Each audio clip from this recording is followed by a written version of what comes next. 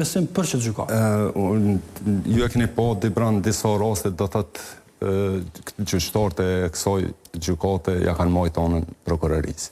Pastaj edhe në vendimet që i kanë marrë gjatë procesit për lirimin e krerëve të ushtrisë ligjore të Kosovës me mbrojtje liri edhe për vizita në familje, do thotë kanë qenë tendencioze. Edhe besoj që kanë qenë në ndikim të prokurorisë, sepse nuk jo është leju, do thotë mbrohen liri edhe pse janë paraqit gjithë vullnetarisht.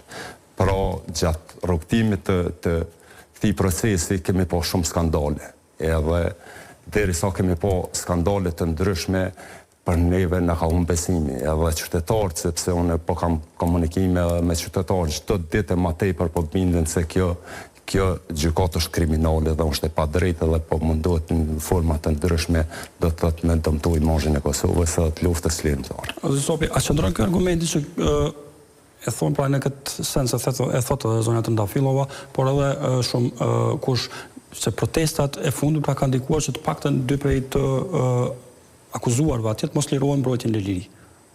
Jo, nuk qëndron absolut, se nuk mund një protest çfarë do që të jetë ndikoj çfarë gjykata është ajo nëse një protest ndikon në ta. Atëherë ne po quhemi në protestë dhe me liru ata kolegët tonë. Po ajo nuk e bën atë punë. Prandaj është e padrejtë të mendohet se një protestë pas ka ndiku që dikush të mos lirohet në mbrojtjen e liri. Nuk është e vërtetë, nuk është e mundur ajo punë. Edhe besimi për shembull te besimi te kjo gjykatë që përmend ju na ka humbur se kemi dy rastet që janë caktuar dënime shumë të rënda.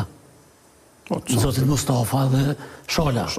Prandaj jem të shqetësuar dhe normal kem dyshime në këtë punë, se me të njëjtat akuza, me të njëjtat gjona ka marrë vendime. A do ta vazhdoni kundërshtimin në të njëjtën formë, pra zoti Sopi, nëse në rast të vijën gjyqtarët speciale Skënderpari.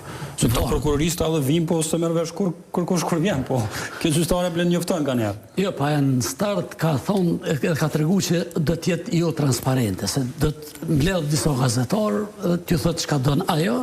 Dhe mundësisht po, rrëpsisht të ndalume për kamera. Problemi aty është që ata nuk ballafaqohen, pra i ikin ballafaqimit. Unë kam qenë personalisht në Hagë para një muaj kështu diçka, kam qenë në vëma të specializuara dhe nuk e kanë dërguar një zëdhënëse e cila është sfiduar nga ona e jo mirë, por nuk kemi takuar, pra zonja Trëndafillova nuk është paraqitur para gazetarëve. As në Hagë, pra ku po ju flas në kapacitete personale, isha unë atje. E çka rrezikon të një reagim i ynë i thjesht, i cili s'ka pas asnjë tendencë për keqësim ose dhunë.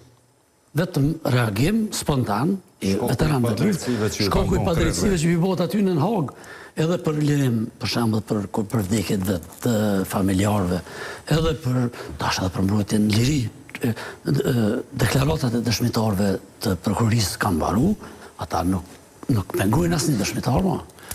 Me dy fjalë, çfarë presni deri në fund, zotëriq, se i kam 3 sekonda të fundit. Unë dini ju dibran që prej fillimit e kam kundërshtuar, pra është një gjykatë që është themeluar mbi bazën e presionit të tyre.